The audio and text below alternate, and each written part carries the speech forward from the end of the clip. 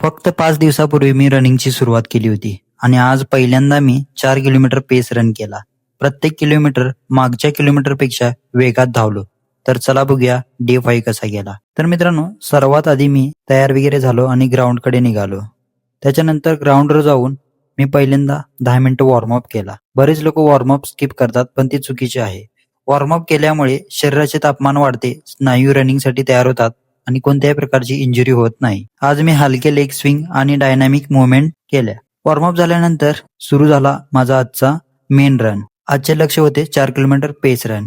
हे मी माझ्या स्ट्रेंथनुसार केले. तुम्ही तुमच्या स्ट्रेंथनुसार फॉलो करा. पहिला किलोमीटर मी 4 मिनिटं 45 सेकंद मध्ये पूर्ण केला. रनिंग मध्ये सुरुवातीला खूप वेगात धावू नये. पहिल्या किलोमीटर मध्ये शरीराला रिदम मिळू द्या. मी श्वासावर आणि रनिंग फॉर्मवर लक्ष दिले. सेकंड किलोमीटर मी 4 मिनिटं 46 सेकंद मध्ये कंप्लीट केलं. रनिंग करताना शरीर सरळ ठेवणे महत्वाचे असते. खांदे रिलॅक्स आणि हात आणि पायाची मुवमेंट मॅच झाली पाहिजे. योग्य फॉर्म मुळे एनर्जी वाचते. थर्ड किलोमीटर मी 4 मिनिटं 43 सेकंद मध्ये कंप्लीट केले.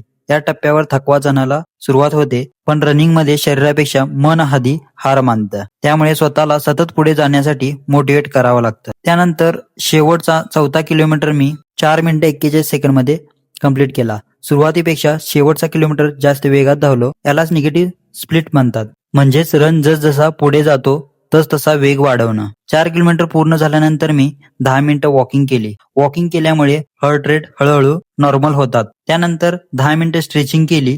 स्ट्रेचिंगमुळे स्नायू रिलॅक्स होतात आणि रिकव्हरी चांगली होते. विशेषतः मी हॅमस्ट्रिंग, थाय, काफ याच्या स्ट्रेचिंग केल्या. Day 5 complete. आजचा धडा एकच. वेग एका दिवसात वाढत नाही, स्टॅमिना एका दिवसात तयार होत नाही, पण रोजची सातत्यपूर्ण मेहनत तुम्हाला नक्कीच बदलते. आज 4 किलोमीटर पूर्ण केले. उद्या आणखी चांगलं करायचं आहे. ही फक्त सुरुवात आहे. भेटूयात डे 6 मध्ये. जय हिंद.